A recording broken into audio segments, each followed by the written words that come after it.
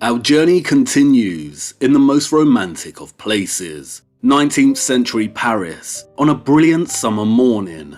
It's the 1st of June 1885. The city's population already awake and full of life, beginning their day as the quickening hues of sunrise fill the sky. The markets are setting up shop for the day. The florists have opened their doors wide, the horses' hooves tip-tapping as people go here and there. If you listen very closely, you can hear the oscillating tones of an accordion playing Le Meur in one of the many city squares somewhere. It is a very important day. And now, before we begin, do you want the good news or the bad news first? An optimist, and quite right. Let's get the bad news over and done with quickly. The man I have taken you to meet is, unfortunately, dead. We are too late and he has already passed. Today is the day of his funeral. It will be a state affair and we'll make sure we pay our respects later. But the good news is, he left us the key we require, and even better, he left it with some useful explanatory notes. The man in question was a national giant and loved by many. It's likely the majority of the city's population will make an appearance and pay their respects today. And we will too. But first we need to open this package and examine the key. Sorry, what? I made a mistake. Le Meur cannot be playing in the distance because it was not recorded until 1945. Good spot.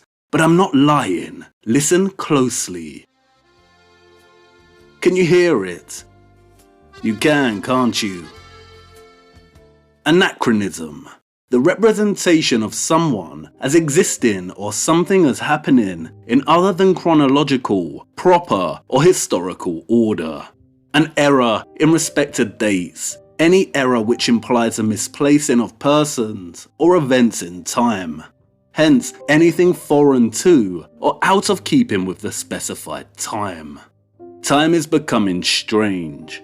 Now, the man in question, he was undeniably one of the greatest gatekeepers that ever lived. There is much dispute as to whether this man was actually a Freemason. Some writers claim he was, while others claim he was a Rosicrucian or Martinist. But his work is steeped in rich references and imagery that recall Freemasonry. And, most importantly, his entire modus operandi in regard to his work screams Freemason.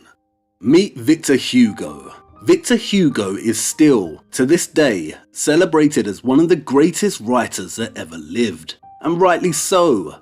Many are directly and indirectly familiar with some of his most famous novels, specifically Les Miserables and Notre Dame de Paris, or what has otherwise come to be known as the Hunchback of Notre Dame. And despite his shady involvement in shaping the big lie we have all come to regard as factual history, the prowess of his literary ability is undeniable. Even in translation, Hugo's command over language makes his English counterpart Charles Dickens pale in comparison. A true literary giant. You see, before the invention of television, the citizens of the world needed to be entertained and manipulated in some form or another outside of journalism. The 19th century novelists were just as pivotal in shaping the historical narrative as the historians. They moulded and shaped the narrative for the everyday person and presented it in a digestible and exciting form before the droll and tiring academic historians could begin shaping their institutionalized syllabuses. The novelists were at the forefront of building the lie for the general population. And it's the same method of programming that we experience today. How many of us have actually ploughed through the historical archives in search of our history, and how many of us have not done that but come to know the past through movies and television series? If you familiarise yourself with 19th century literature in general, you will soon learn that fiction, the novel, the novella, and poetry functioned in a similar way to our television programs and movies, in the sense that they, one, enabled readers to enjoy stories, usually melodramatic or romantic in style, that are engrossing but also set within the context of a not so accurate history. This is a very clever tactic of manipulation, and many movies, such as Gone with the Wind, Braveheart, Forrest Gump and others, have successfully employed since. But it was the writers of the 19th century that invented this method of captivation and manipulation by setting a fictional story within a supposedly factual historical context. Or in other words, writing a lie within a lie. Examples of this kind of macro historical programming include Les Miserables, in which Hugo sets his story of multiple, interwoven fictional lives amidst a historical backdrop beginning with Napoleon's defeat in 1815 and culminating in the June Rebellion against the monarchy in 1832.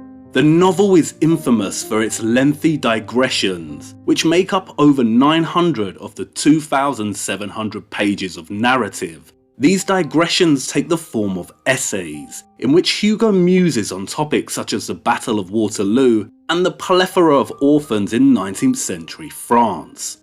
We have, therefore, a writer weaving a very readable piece of fiction, and within this framework, interweaving various essays that solidify the false narrative. And the reader, already enamored by the fictional story, has no choice but to make their way through these essays for fear of missing key narrative developments with the fictional characters they have come to love. And many writers employ this exact macro-historical programming technique, i.e. embedding their story within a much larger historical narrative. We see it in Leo Tolstoy's chronicle of the French invasion of Russia and the impact of the Napoleonic era in War and Peace. It's there in Dickens' account of the French Revolution, in A Tale of Two Cities, and in James Cooper's The Last of the Mohicans. And 2. The novel became a perfect medium for the higher-uppers, the cultural elites and masons, to play their little games and hide things in plain sight. For those that like to question the validity of the historical narrative, Victor Hugo's novels read like a series of coded messages. We have the voice carrying the main storyline, which is firmly embedded within a historical context, and that the everyday reader eagerly absorbs. And then another parallel voice, the one in the know, and speaking to others also in the know. So much of what you are looking for is hidden, in many ways, in the literature of the past. And in order to get the most out of some of these writers, I'd like to introduce you to a couple of literary techniques to look out for, and that will assist you in your own time. All the clues you are looking for are buried in the literature. It's all there in the fiction, waiting to be deciphered and pieced together. We will primarily use Hugo's Notre Dame de Paris as an example. We will cover some of these techniques first, and then we will discuss the key he has left us. And please bear with me. As we continue, you will see that I am neither reaching with or stretching these examples to fit a theory, but rather the contrary. Before we delve into this, let me introduce Hugo's Notre Dame de Paris a little in case you aren't familiar with it. It was published in 1831, but the entire events of the text are set at the end of the Middle Ages, specifically 1482. And it's during this time period that the Renaissance is starting to gain momentum. This is a similar time period in which the Jesuits and astronomers are beginning to build the heliocentric lie. The text is anachronistic in nature. Hugo frequently compares and contrasts his current era, the 19th century, with the bygone era of the Middle Ages, in which the events of the novel take place. The overall melodramatic plot of the story centers around a tangled web of infatuation, in which three central characters, Claude Frollo, the Archdeacon of Notre Dame Cathedral, Captain Phoebus, one of the king's high-ranking knights, and the disfigured bell ringer Quasimodo, love and lust after an orphaned Romany street dancer named Esmeralda. With these three men competing for Esmeralda's love, things can only, of course, end in disaster. And it's in this tangled web of infatuation that Hugo weaves complex and subtle ruminations on our hidden history. The first of these techniques is the use of anachronism. Hugo's entire text is anachronistic in the sense that it is set in 1482, but the narrative voice of the book is very much of the 19th century.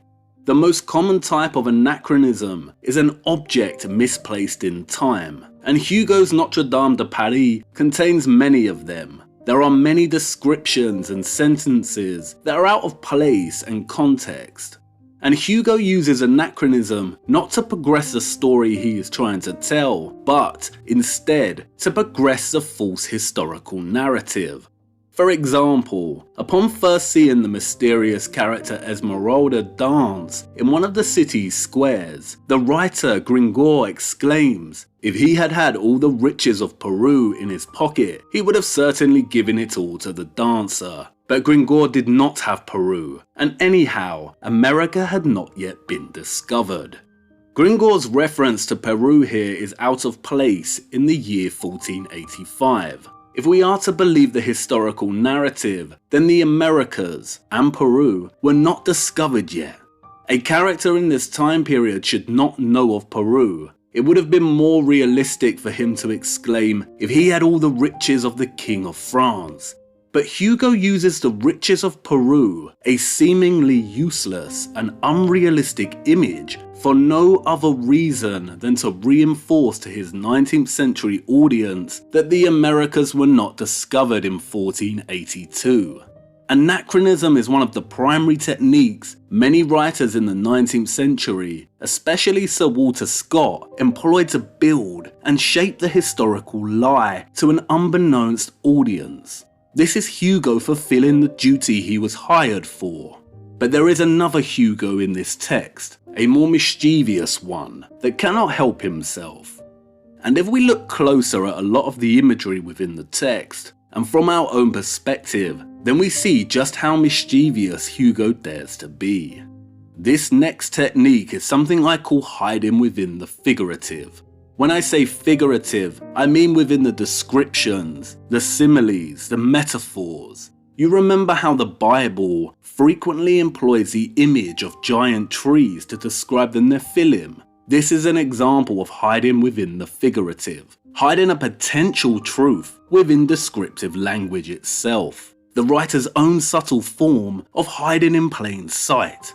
Dickens does it at the beginning of Bleak House, when he describes the muddy London streets, as if the waters had but newly retired from the face of the earth. And it's everywhere in Hugo's Notre Dame de Paris. For instance, when staying in the towers of Notre Dame Cathedral, under the protection of Quasimodo, Esmeralda's grief is transformed by the tolling of the huge bells at the top of the towers.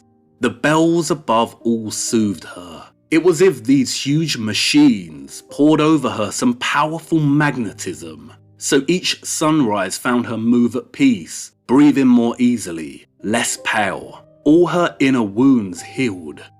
How very interesting. The vibrations and frequencies of these huge machine-like bells pouring over her a powerful magnetism that restored her to good health. You see, hiding within the figurative. And the entire text is full of examples such as this. Hugo at once stretching figurative language to paint a rich portrait of medieval Paris and also having a little fun of his own. The Ile de la City of Paris is described by Hugo as like a great ship stuck in the mud and stranded with the current near the middle of the Seine. Stuck in the mud, you say? And as the crowd approaches the Palais de Justice, Hugo describes them as a flood of people. To onlookers watching from their windows, he writes, the crowd presented the appearance of a vast sea, into which a dozen streets, like so many river mouths, continually disgorge fresh streams of heads. The waves of this human flood, constantly spreading, broke against the corners of houses. In the centre of the tall, Gothic facade of the Palais was the grand staircase. Up and down it flowed continuously a double stream, breaking on the central flight of steps and then spreading out in broad waves over its two lateral flights. The staircase poured ceaselessly into the place like a cascade into a lake, the current driving the whole crowd towards the grand staircase ebbed, broke into turbulence and eddies. With our current theoretical understanding of the old world's potential use and reverence of water, this passage immediately becomes highly interesting.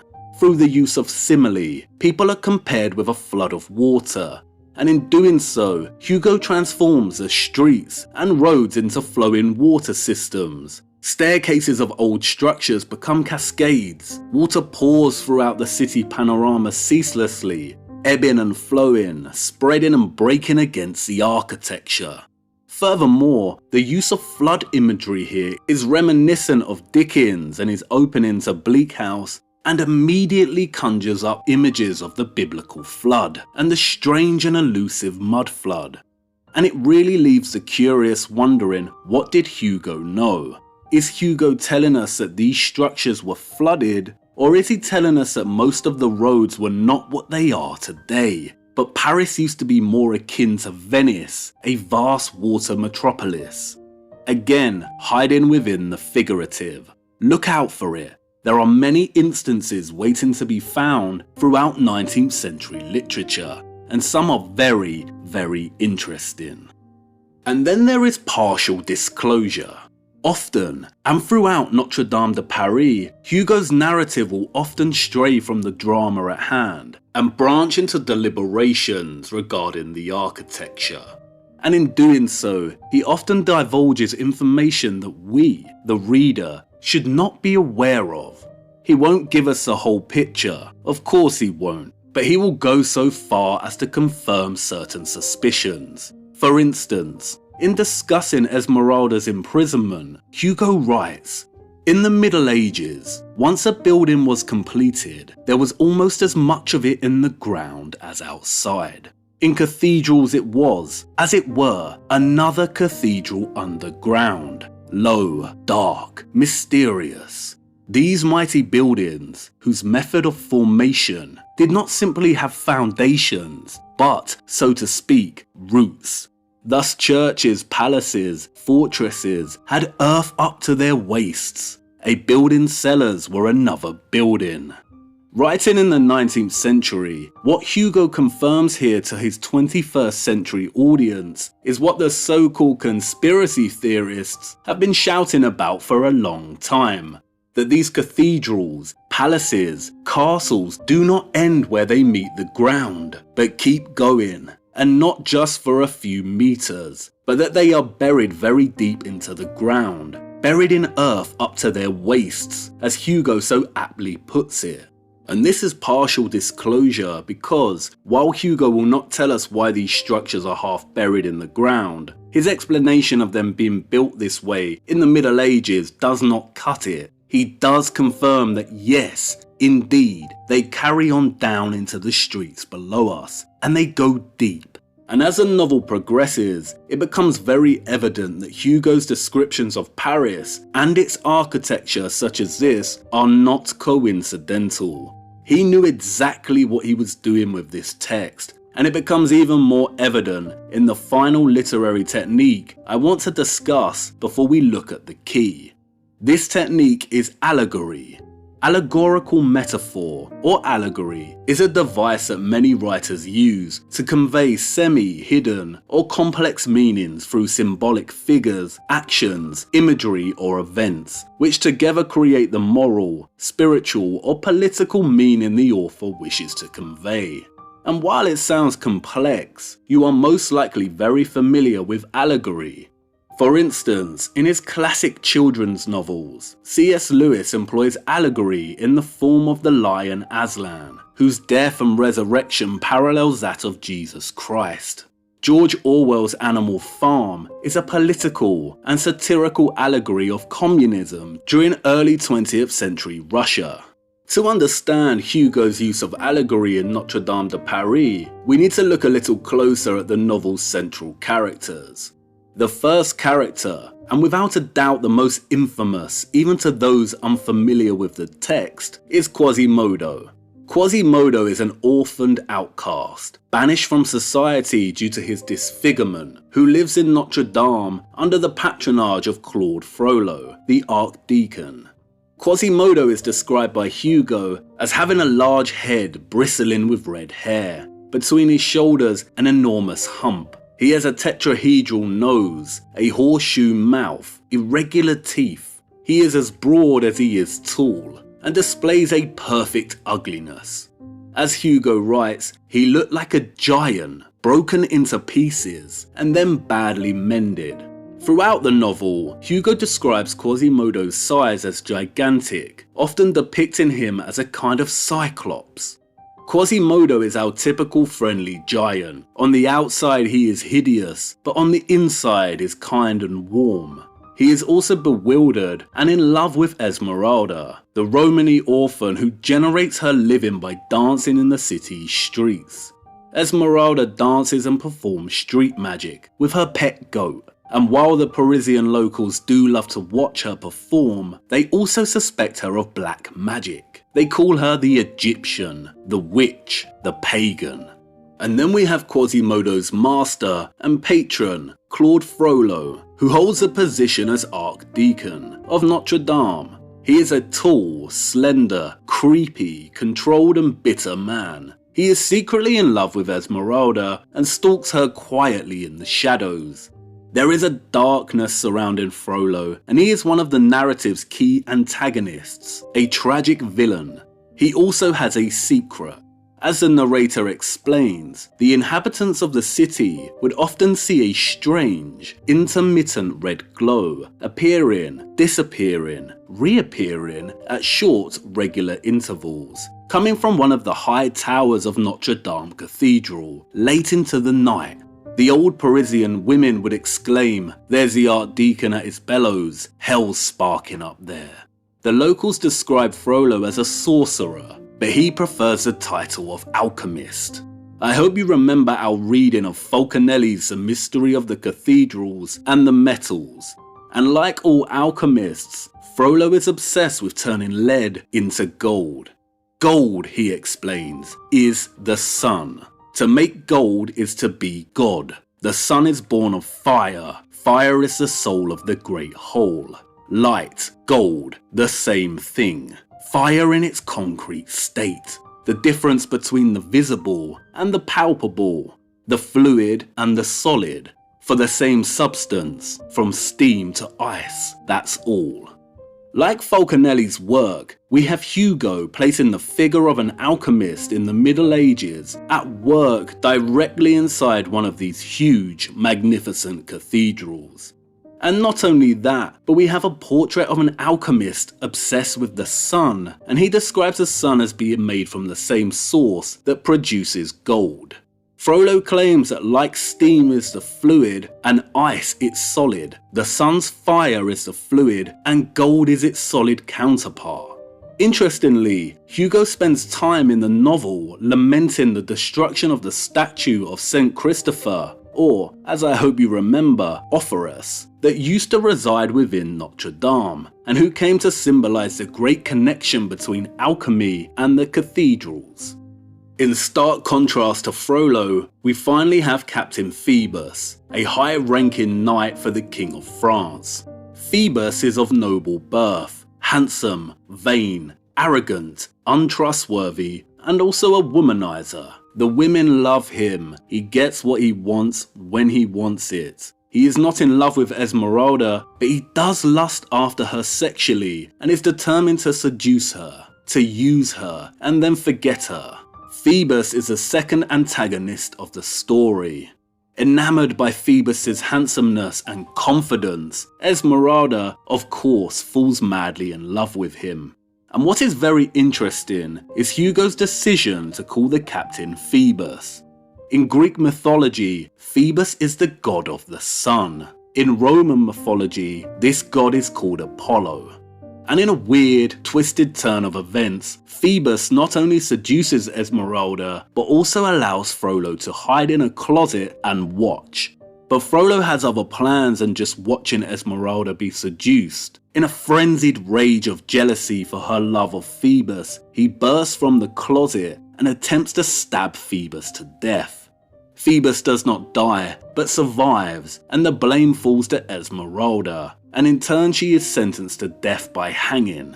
Frollo's attempt to kill Phoebus, and the blame falling to Esmeralda, sets in motion a dramatic chain of events that leads to Esmeralda being rescued at the last minute by Quasimodo, and taken to Notre Dame Cathedral, where both orphans seek asylum. But this is not enough, and the entire plot spirals into chaos, resulting in both orphans dying gruesome deaths, and Notre Dame Cathedral set ablaze and burning. Now, remember, an allegory is a literary technique in which the writer conveys hidden or complex meaning through symbolic figures, actions, imagery, or events. It is a narrative in which a character, place, or event is used to deliver a broad message about real-world issues and occurrences. And at first glance, it is not exactly clear as to why Hugo's entire plot here is allegorical. But if we apply our master key, then we pave a path into understanding his message. What we have here is a host of symbolic characters or figures who Hugo renders as representative of burgeoning tensions that emerged during the end of the medieval world. We have the character Phoebus. He is indifferent, arrogant, handsome, and glorious, and everyone gravitates toward him. Especially the dancer Esmeralda, who loves him to the point of reverence. If Hugo's choice of the name Phoebus directly places the character as a personification of the sun above our heads, then his characterization of Esmeralda as a pagan Romany traveller who the locals of Paris called the witch or Egyptian is symbolic of pagan sun worship. Romany is linguistically very close to Roman. Hugo ensures that his reader indirectly associates this figure with the sun worshipping practices of ancient Egypt and Rome. But like the sun itself, Phoebus is indifferent to Esmeralda's or any kind of worship that is directed his way from his pagan admirers.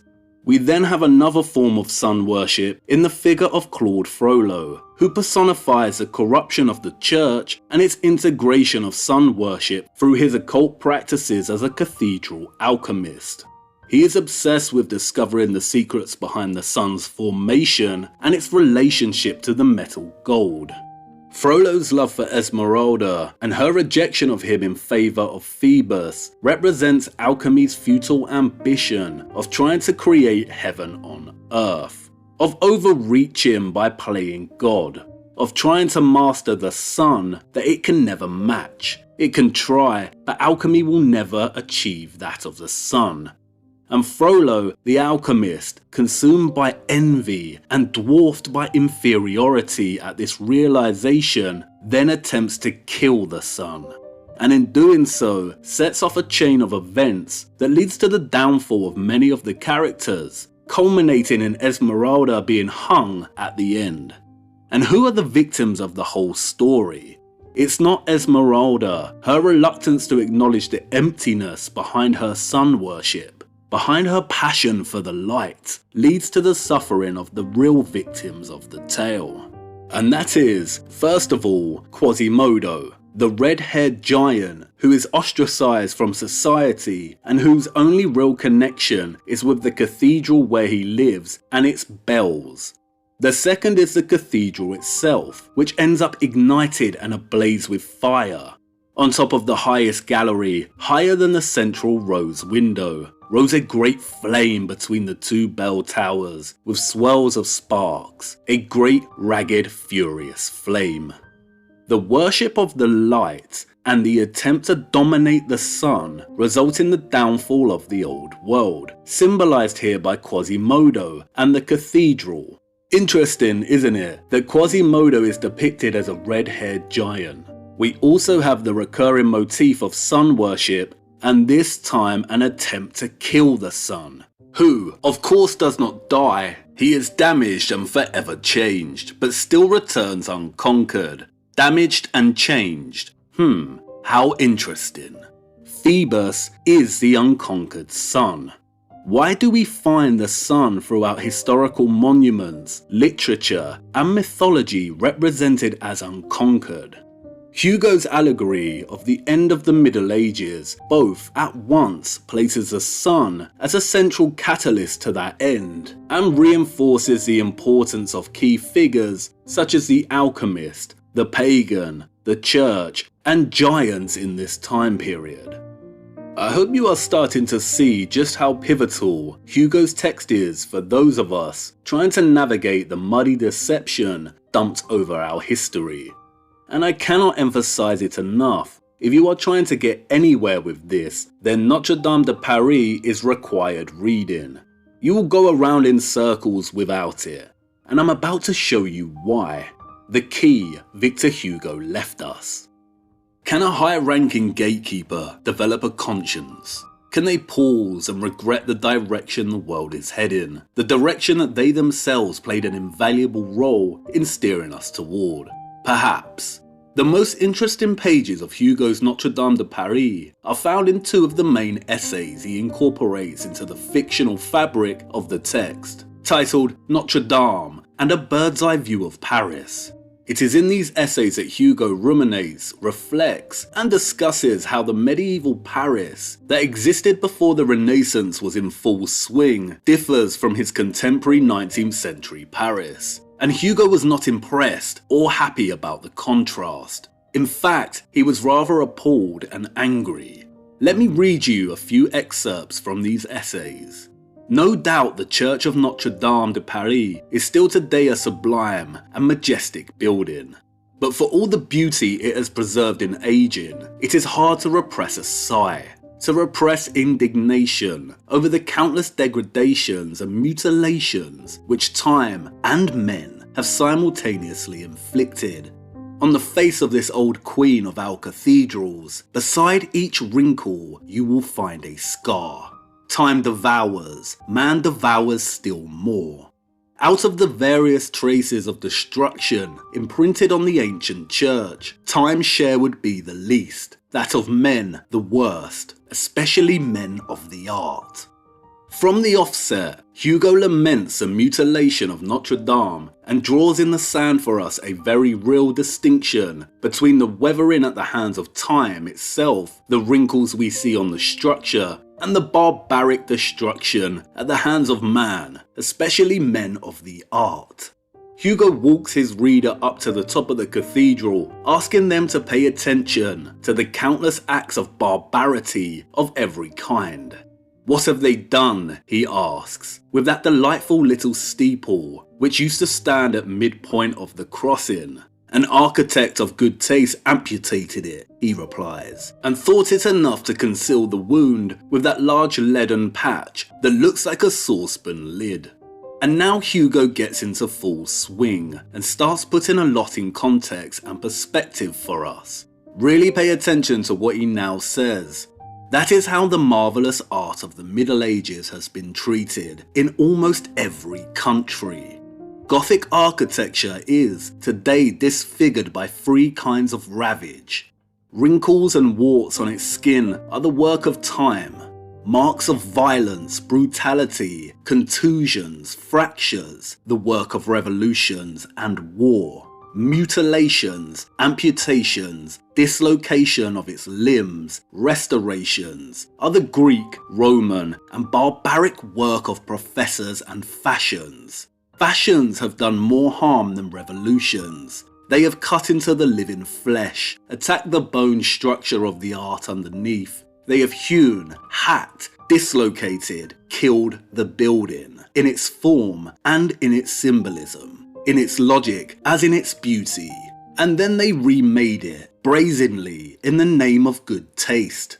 They stuck over the wounds of Gothic architecture their wretched baubles of a day, their marble ribbons, their metal pom-poms, a veritable leprosy of overlows, scrolls, surrounds, draperies, garlands, fringes, stone flames, bronze clouds, chubby cupids, bloated cherubs. It is the arse kicking the dying lion. It is the old oak decaying, as a final blow being stung, bitten, and gnawed by caterpillars. The first thing that needs to be addressed here is that Hugo will not give us the entire truth. He will not clearly describe what the old world actually looked like, who its citizens were, how it functioned in terms of government, everyday life, its technological capabilities, and just how much it differed from the 19th century. This he will not do. This was not his job, and he would never have gotten published if he did. Any real secrets of the old world have been delegated to hide within the figurative and will not be addressed front on. But, as these passages make explicitly clear, Hugo was outraged by just how much the old world had been ravaged, mutilated, destroyed, and erased by his current 19th century day. And you might be thinking, what is this Hugo man talking about? I've seen the old photographs of 19th century Paris. It's marvellous. You clearly have not seen the photographs of the Parisian World's Fairs, have you? Don't worry, I've seen them. We will get to that, but let's first focus on what Hugo is telling us here. What he clearly outlines for us here is that 1. There is a huge distinction between the Gothic architecture of the Middle Ages, which ended in the 1400s before the Renaissance began, and the style of architecture that followed. And 2. That which followed has focused on disfiguring the Gothic structures. They have hacked, dislocated, and killed those Gothic structures of the past by remaking these structures according to new and more fashionable tastes, which he so wryly mocks as marble ribbons, pom-poms, chubby cupids, bloated cherubs, and so on. And 3. These fashionable restorations are primarily Greek, Roman, and belong to the barbaric work of professors. Hugo's mention of Greek and Roman here is a direct reference to the Renaissance. The term Renaissance has been allocated by historians to a period in history that marked the transition from the Middle Ages to modernity and covering the 15th and 16th centuries, characterized by an effort to revive and surpass ideas and achievements of classical antiquity. The Renaissance spanned from the 1400s to the 1500s, and, as many historians have stated, it was characterized by a revival of classical antiquity after a long 1,000 years of the Dark Ages, where there was little or no technological advancement, we are told. The first thing that should ring alarm bells for anyone is the term Dark Ages. The term was coined by Italian scholar Petrarch as the Middle Ages were ending, in which he claimed that amidst the errors there shone forth men of genius, no less keen were their eyes, although they were surrounded by darkness and dense gloom. Petrarch capitalized on the Christian metaphor of dark versus light and branded the 1,000-year-long period of the Middle Ages as darkness and the new burgeoning Renaissance as the light for its cultural aspirations and achievements. You see, during the Renaissance, man no longer needed to humble himself in front of God. Humanity had now entered a new age, and it was brimming with possibilities and exploration. Society was expected to show their reverence to God through their ambitions to exceed the boundaries, through cultural, technological, and scientific advancement. And it was during this new age that humanity broke free from the alleged strict piety that characterized the Dark Ages and started to see themselves as God incarnate, of masters of their own universe, no longer bound by the dark but fully committed to the light. From dark to light. Thus, it was during the Renaissance that man came to see himself as a god or God's equal. But, as Hugo makes clear, for all its emphasis on advancement and revival, the Renaissance actually built itself on the decaying backbone of what preceded it, the medieval Gothic age. The Renaissance's revival of classical antiquity, specifically that of the ancient Roman style of architecture, was all show, all surface, all facade and decoration, pom-poms, draperies, garlands and ribbons. And this is where alarm bells should start ringing again. The revival of classical antiquity. Who or what rose again? The empire of the sun rose again. Rome. You see, the great little lie in the history books is that the people we see in these photographs, and those that came before, built these structures through pure innovation, with horse and cart, with wooden scaffolding and apparatuses, through traditional methods of masonry. They did not, but the great big lie is a complete suppression of those that actually invented everything. Those that were conquered and whose entire history was mutilated and erased after they fell, as the conquerors began repurposing all of their structures and infrastructure with the intention to hide, reshape, redesign and make claim to their heritage.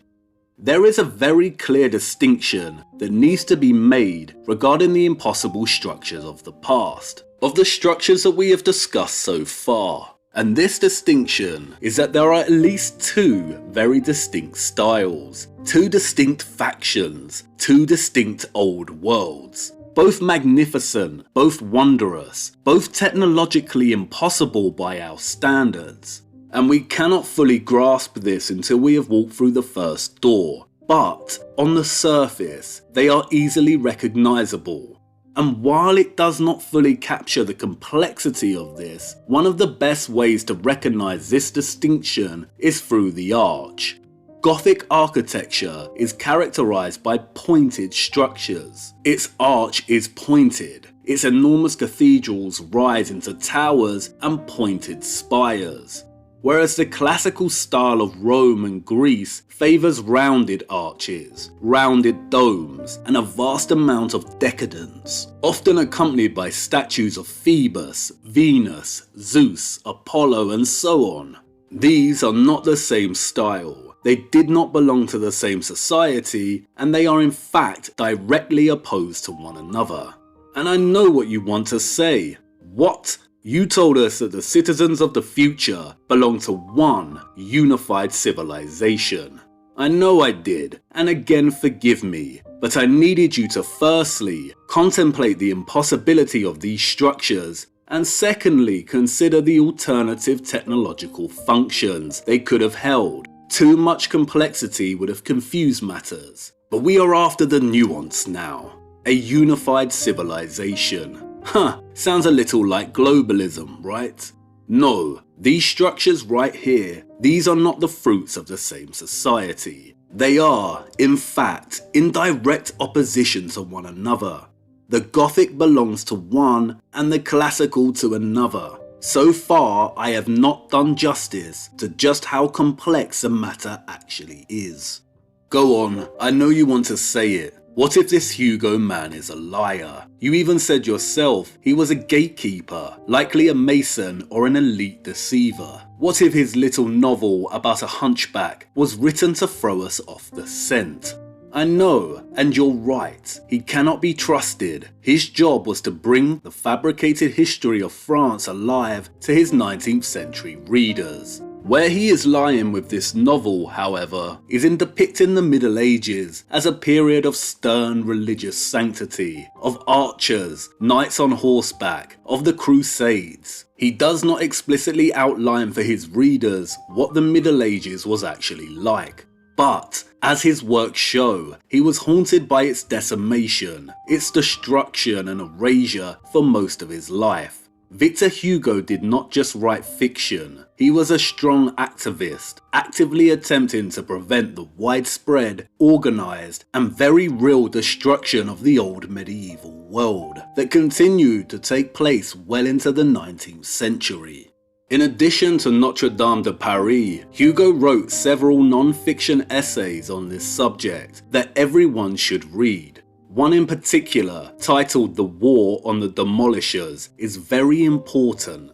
As he writes, at this time, there is not a single town in France, nor a single administrative centre where the destruction of some historical monument is not in consideration, already begun or fully achieved, either by the action of the central authority or by the action of the local authority under the consent of the central authority, or by the action of individuals under the tolerant gaze of the local authority. The devastators have never been lacking for justifications. Under the Restoration, Catholic edifices of the Middle Ages were spoiled, mutilated, disfigured, profaned more sanctimoniously than anything in the world. The congregation developed the same excrescence on their churches as they had on their religion. These mutilations consist of marble, bronze, whitewash, and gilded wood. It appeared most often in churches, in the form of a little painted chapel, gilded, mysterious, elegiac, filled with puffed up angels, coquettish, gallant, plump, and awash in false daylight, like the one at St. Sulpice. In Paris, vandalism flourishes and prospers under our very gaze. Vandalism is an architect. Vandalism settles in and luxuriates. Vandalism is feted, applauded, encouraged, admired, entertained, protected, consulted, subsidized, paid for, naturalized. Vandalism is the Public Works Commissioner for the government account. He has slyly installed himself in the budget and he nibbles quietly at it like a rat does his cheese. And of course he makes good money. Every day he demolishes something of the little that remains to us of that admirable old Paris. What do I know? Vandalism slathered paint across Notre Dame. Vandalism altered the towers of the Palais de Justice. Vandalism amputated 2 of the 3 spires at Saint-Germain-des-Prés. Vandalism has his newspapers, his coteries, his schools, his pulpits, his public, his truths. Vandalism has a bourgeoisie on his side. He is well fed, well funded, swollen with pride, almost wise, ever so traditional, a good logician, a strong theoretician, happy, powerful, attendant to his needs, well-spoken, and content with himself. He protects young talents. He is a professor. He awards the great prizes of architecture. He sends students to Rome. He wears an embroidered frock. He is a member of learned societies. He attends court. He lends an arm to the king and strolls with him through the streets, whispering plans in his ear. You must meet him. One no longer restores, one no longer even spoils, one no longer even makes ugly, one simply tears down. And one has good reason for this. We wish to erase it all fully from our history. We devastate, we pulverize, we destroy, we demolish in the national spirit. It's in Hugo's essays that the implications of the key he has handed us start to really flourish. What we learn in Hugo's ranting, raging animosity towards the destruction of the old medieval world is that 1. It is still continuing well into the 19th century and primarily takes the form of amputating sections of structures and redecorating them in neoclassical facades. When repurposement is not possible, the structures are simply torn down. And that 2. This is not arbitrary, random destruction and repurposement, but calculated, planned, and organised. It is factored into the budgets of local and national authorities across France, and by extension, the whole of Europe. Hugo makes clear that the budget to destroy, repurpose, and erase that of the old medieval world is seemingly endless and well protected, even to the point that organisations send students to Rome to study and emulate these styles back in France. There are prizes for repurposement. It is encouraged and normalised through newspaper propaganda and through the education and religious systems. And as the essay continues, the enormity of just how much has been changed since the Middle Ages really starts to dawn on the reader. It wasn't just in the Renaissance, the 15th and 16th centuries, that the rise of neoclassicism and its aspiration to erase the old world of the Middle Ages dominated the social spirit of the time. As Hugo Riley states, "As for the edifices that we build in place of those that we destroy, we will not accept the change. We do not want it. They are wretched. All the monuments of the 17th century, even as much as they are an improvement on those of the 18th, and far beyond those of the 19th, whatever their good airs, whatever their grand impressions, the monuments of Louis XIV are like his children. Many among them are bastards." As you can see, this repurposement agenda continued through to the 17th, 18th, and was still occurring in the 19th century. We are looking at 500 to 600 years worth of destruction, revision, and repurposement. The claim that there was a reset in the 19th century greatly miscalculates, underestimates, and simplifies a very complex agenda that spanned half a millennium and that was comprised of a series of smaller resets, all working towards the goal of erasing the old medieval world and building and solidifying the mode of society that we find ourselves in today. And so what, you might want to ask? Who cares when the reset began and when it ended? Paris, and most of the world that we see in the 19th century photographs looks glorious. All that matters is they have lied and hidden years and years worth of technology and knowledge from us. I agree, the Victorian era is glorious, but by our standards. And if what we see in the Victorian era was the apogee of civilization, then what is Victor Hugo so angry about? And why does he outline that there has been a repurposement agenda ongoing since the 1400s? What were they repurposing, hiding, editing, destroying, and erasing? Why was he so angry in the 1830s? What did he know? What came before the Renaissance's revival of the classical style? Just because the world looked glorious in the 1800s, and there is a lot of evidence to suggest that those between the 1400s and 1800s were way more technologically advanced than the history books tell us they were, does not mean we should disregard the complexity surrounding the issue. It matters for multiple reasons, but primarily because having a clearer timeline can help us start to classify, differentiate between, and define what we mean when we talk about the old world. Are we discussing the 1,000-year-long period that had been lost, destroyed, swept under the rug, and tarnished as the Dark Ages? The 1,000-year period in which the immense and beautiful pointed architectural style of Gothic was born? Or are we discussing the 500-year period of destruction, revision, repurposement, and revival that followed? This cathedral is very different structurally and stylistically to this colonnaded building. If there was a case to argue for a 1,000-year-long millennial reign of a civilization, an argument for coherence and solidarity, it is to be found here.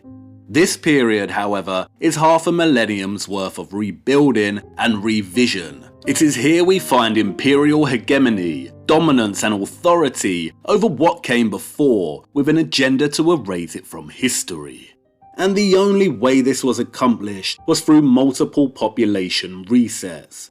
This period, the 500 years that followed the Middle Ages or the Dark Ages, was the age of the Great Transition. Anatoly Fomenko once wrote that history is nothing but our model of the past, and we need a better model, one that attempts to do it justice. Not everything in the history books is a complete fiction. The Renaissance, the Enlightenment, the Victorian era were all very real. They haven't told us the whole truth about these time periods. No, of course they haven't. There is a reason they tell us the camera was not invented until the 1800s. But these eras did exist and were part of the Great Transition. And be very careful about making conclusions too early in regard to a millennial reign. just in case you end up glorifying structures that played an integral role in supplanting, replacing, and burying that very same millennial period you are celebrating. The structures that were built, revised, and repurposed during the Great Transition are not representative of 1,000 years of peace, and we will get to that much later. There is one more element to this key that I'd like to introduce before we open the door and walk through. In Notre Dame de Paris, Hugo muses on the written word itself. So many of the systems integral to our mode of living today were introduced in the Renaissance. Not only did the astronomers and church redesign our conception of the universe, not only were our methods of timekeeping firmly established, not only did the financial system that we are still beholden to today become dominant, but the printing press became critical in establishing a new mode of information communication, that of the written word. In probably the most outstanding chapter in the entire novel, Hugo declares that the invention of printing is the greatest event in history. Printing will kill architecture. Now, listen very carefully to what he says. This is so critically important. Architecture began like any system of writing. First it was an alphabet. A stone was set upright, and that was a letter. Later on, words were formed. Stone was laid upon stone. These granite syllables were joined. Language tried out a few combinations. Finally, they produced books. And they grew, multiplied, intersected, becoming more and more complex. Thus, he continues, during the first 6,000 years of the world's existence, architecture was a great script of the human race. This book of granite began in the Orient, and the last page was written in the Middle Ages. Architecture, up to the 15th century, was the principal record of mankind. During that time, no concept of any complexity appeared in the world which was not made into a building. But then printing arrived in the Renaissance, and the printing word, gnawing like a worm at its buildings, sucked and devoured it. As architecture diminishes, so printing swells and grows. So as early as the 16th century, the printing press, grown now to equal stature with declining architecture, fights and slays its rival. By the time the 18th century draws to its close, the printing press has destroyed everything. In the 19th century, it will rebuild. Thus, to sum up what we have said so far, mankind has two books, two records, two testaments, masonry and printing, the stone Bible and the paper Bible. The past must be reread on those marble pages. Can you now see why it was perhaps necessary for those who conquered to change and repurpose so much? Not only to destabilize, destroy, and hide the entire infrastructure of the old world, but also to scatter and shatter the stories and accounts these structures silently spoke, to disband their testimony, and then rewrite a fabricated history and propagate this information widely across the world through the medium of the printed book. And that's a very disturbing notion. What if there was a Bible written in stone? And wasn't that precisely what Falconelli was referring to? That the cathedrals had a message written in stone that testified to an alchemical, technological past. But what if they testified to more than that? Books can be burned, but stone can also be altered, facaded, torn down. And here lies a major issue for us in the 21st century. How to read the stone books of the past if the Great Transition scattered their message.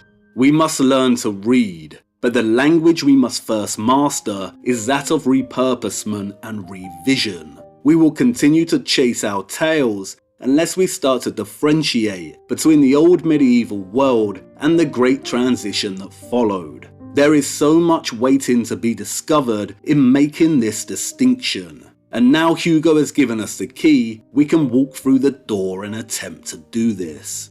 But before that, it's time to pay our respects. His funeral is underway as we speak. And, as you can see, a huge amount of Paris's population is here in mourning. Hugo was a national giant, a towering figure of letters, who wrote Paris the lie into life, who was of the same cloth as those he came to despise. Can a gatekeeper develop a conscience? Hugo's daughter was confined to an insane asylum. His 2 sons, wife and mistress also died, all within a very short time frame. And then it was his turn. A couple of days before he died, Hugo wrote, "To love is to act." Did his love for the old, bygone world of the Middle Ages spur him to action, to protest its demise at the hands of its conquerors? Did he become just a little too rebellious? Did he start to forsake the gate he was instructed to keep? And did his family suffer as a consequence? Perhaps, perhaps not. We'll never know. And here we are again, in front of the Arc de Triomphe. Hugo's funeral procession began here, an ironic and objectionable location to commemorate a man who detested the fruits born of the neoclassical Great Transition. This arch, it is not a magnet, it is not old world technology. It was constructed in the era it was said to be built. It was not built by those using traditional masonry, horse and cart. No, that is the lie. But the arch gates of the old medieval world were different and held another function entirely. This belongs to and does not predate the Great Transition and served one primary function. Bewildering in its impossibility, yes, in its gargantuan size, and its juxtaposition with the tiny people at its feet, yes, but unapologetic, arrogant, monstrous, and imposing. The final declaration of imperial dominance and victory over the old medieval world. A seal of triumph, a moment of jubilation frozen in cold stone. Its audacious pride barely concealing its sole function, to mark the return of Rome. How many of these triumphal arches of the same style can be found across the world? Start looking at the dates of when they were put up. They were erected to declare the completion of a 500-year-long reset in many locations around the world. But this one looks different on this day, wouldn't you say? Can you see what they've done? They added the Sun Chariot, the unconquered Phoebus, the Sol Invictus at the top of the arch here for the funeral. We do not see this statue in photographs of the arch taken in 1860, 25 years before Hugo's funeral. So why now? And look at the catafalque created to carry his coffin beneath the arch. It's fit for a giant and the largest and most decadent I've ever seen. Can you see how they've decorated it with a large sun? They are mocking him with the very same Roman decadence and grandiosity, the marble ribbons, draperies, garlands, pom-poms, and bloated statues that Hugo actively protested against. They mock him as they mock us today. When we began this journey of ours, I told you that piecing together an accurate picture and timeline of our lost history is like trying to solve an impossible Rubik's Cube. This was not hyperbole on my part. They have worked very hard to bury 1,000 years of our history by tarnishing it as the Dark Ages. The complexity of what we are dealing with is overwhelming. But that's not going to stop us from trying, right? So let's start rotating those cubelets. We need to start with Europe before we widen our investigation. We need to start differentiating between the old medieval world and the Great Transition. We need to start establishing definitions and time frames, to look closer at each period here and to forensically examine the very fabric of repurposement. Otherwise, we will forever continue to do a great injustice to the past they have tried to destroy. Come on, the first door is open, and it's time for us to walk through. A kaleidoscopic labyrinth awaits us, the 2 books of mankind, and it's about time we learned how to read. Hold on now, and I'll see you on the other side.